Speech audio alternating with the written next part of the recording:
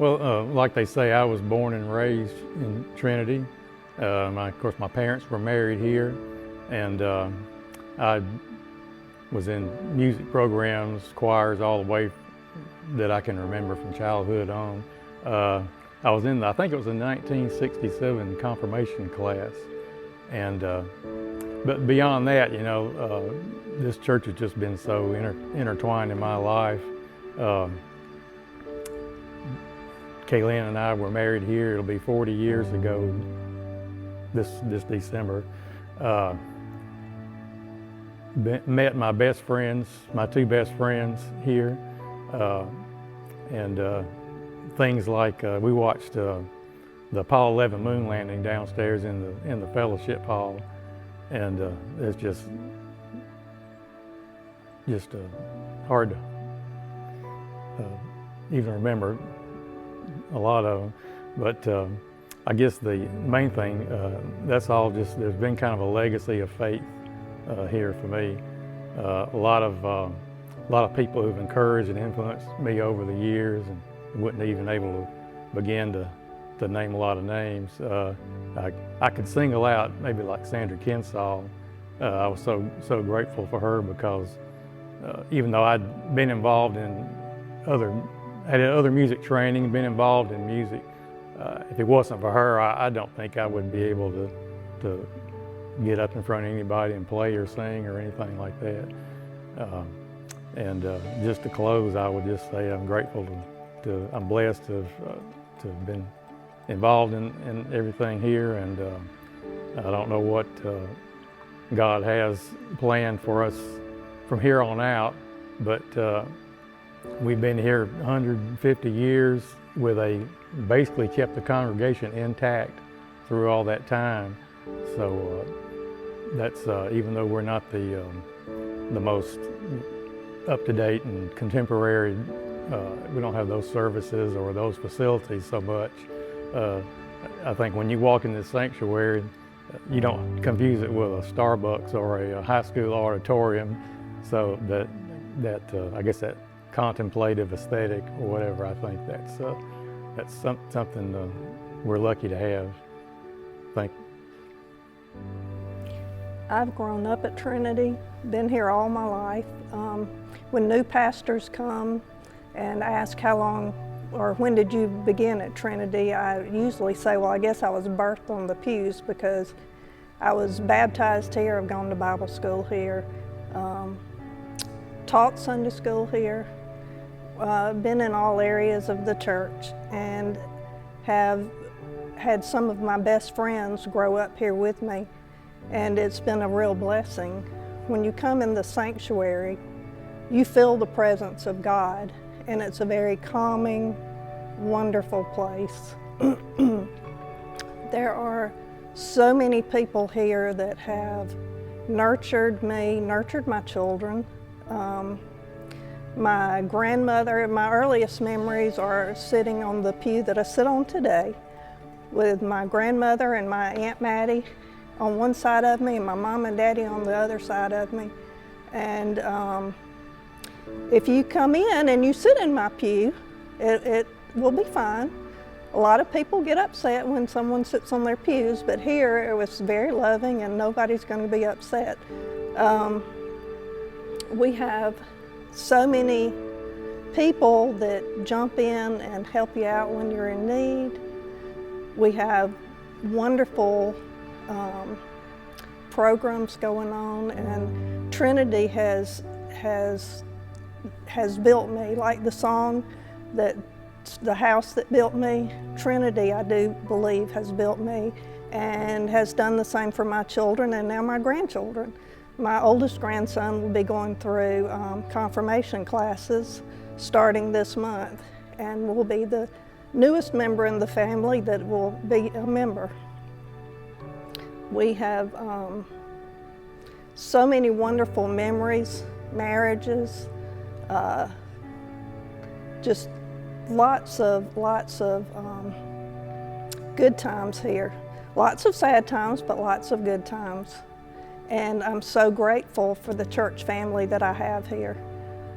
I don't know what I would have done without them my entire life. and I look forward to many more years here. I guess my first contact with Trinity Methodist Church was the preschool they had. My oldest daughter attended back in 1972, I think it was, and she had a couple of years here and thoroughly enjoyed it. The teachers here were wonderful, and then I went away for a long time. And then I had a first date with a man that come to Trinity Methodist Church, Randall Page, and we had gone to an Alabama football game. And as he took me home, he said, always after the football games, you have to go to church the next morning, no matter how late it is when you get home. So we went to Trinity Methodist Church, and I was shaking in my boots when I walked into this church because I knew I was walking in with someone that was well thought of in this church. And as I walked in, it was almost like walking into a family. Everyone was friendly and greeted me and made me feel at home. So all the fears that I had felt were all gone because I knew I had walked into some place that was showing me love and respect for who I was. And Trinity surrounded me and made me feel at home. And that's what I think of when I think of now is Trinity is home. Because now they've been through so much with me through the loss of my husband. We buried him and his services were here in this church. And there were so many family and friends that came and welcomed us and treated us just like we were just one of them. And it was just nice hearing the respect that they had for him. And now, since I don't have him, I still come back just because of the people. I did try to go to other churches and look around for somewhere else to go, but I always came back to Trinity because, like I said, it's home. It's a place you want to be. It's a place you feel love and respect. And everybody talks about the sanctuary and how beautiful it is. It is one of the most beautiful sanctuaries you've ever walked into in Columbus and Phenix City. But what makes this sanctuary so beautiful is the people that it has in it and the people that think so much about this church and that has worked so hard on this 150th anniversary. And I hope that you enjoy it too. When I come into the sanctuary at Trinity, I always think of a song that's real sweet to my family, and I refer to the United Methodist Red Hymn Book. We have the green book and the red book. But in the red book, there's a song called Sweet, Sweet Spirit. And when I come in our sanctuary, it's beautiful with the stained glass windows and the history, and it's just a calming peace that comes over me. But the song says, there's a sweet, sweet spirit in this place, and I know that it's the Spirit of the Lord. There is sweet expressions on each face, and I know to feel the presence of the Lord. Sweet Holy Spirit, sweet Heavenly Dove, stay right here with us, filling us with your love. And for these blessings we lift our hearts in praise. Without a doubt we'll know that we have been revived when we leave this place. I don't care how old I've been or where life has taken me. For 51 years my family has been here. My parents moved here in 71. From Auburn, and they had come from First Methodist Church in Auburn, and John Ed was here as pastor. And my parents visited a couple of Sundays, and then the next Sunday they visited another church. And the next Sunday they visited another church, and John Ed came to my mother's office after that third Sunday and said, "Where have y'all been?" And Mother said, "Oh, we're just visiting around. We moved here from Auburn." And John Ed said, "We want you back at Trinity, and we want your family at Trinity." And my parents came back that fourth Sunday and visited Trinity and stayed at Trinity. So most important landmarks in our life have been at Trinity. I went through confirmation in '82. My daughter was born 28 years ago and she was baptized and christened here. Lena married here. I married here 20 years ago. And our family's just had good and bad times at Trinity.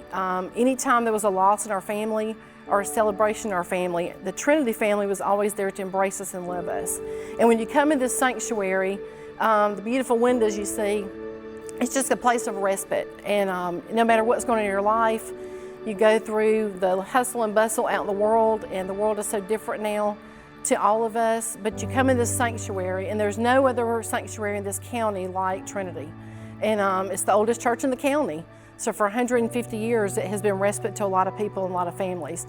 I, like others, can think about so many people over the years, and you know, we all had our own pew and where you sat, and when you come out of Sunday school and come into the sanctuary, you knew who was going to be sitting where.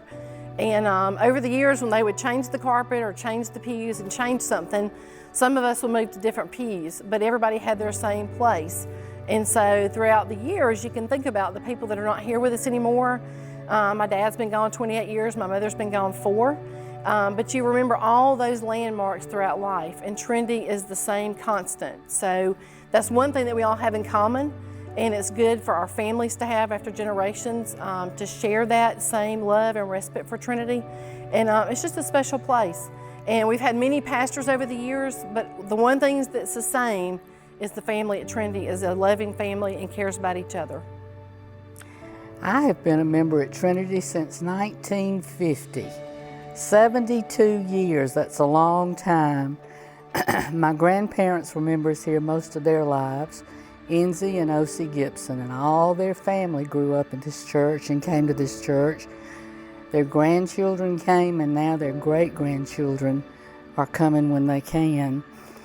My grandmother lived on 7th Avenue and ran a boarding house over there, and she walked us children to church every Sunday, every Wednesday night for prayer meeting, and every Sunday night. We never missed a service at this church.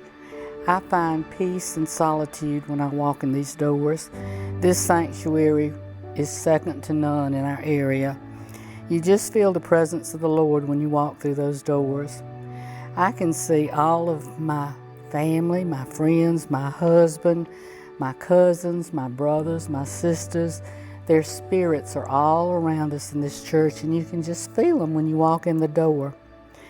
I love the memories I have in this church of the people that left before we did. The Christensens, James and Edna Hobbs, Betty Wilson, Dr. Norman Luton, Jack and Marie Davis, Harvey and Edna Kelly, the Kittrells, the Fussels, Lou and Dina McCluskey, Randall Page, Cherry Page, the Reeves family, the Kenny family, the Miss Bessie Johnson, John and Phil and Mr. Wes Johnson, Neil and Lenore Dean Hart, and Bill Johnson, the whole Green family, Annie and Alice Wheelis, Virginia Booth, Alice and L.D. Perry, Sarah and Watkins Lumpkin and all their families. They raised all their families in this church, and we miss them still today. I can look around in this sanctuary and tell you where every one of them sat. It's just memories that you can't buy. It's memories that fill your heart and flood your soul. These are the best memories of this church for the last 150 years, and I'm so proud to have been a part of it.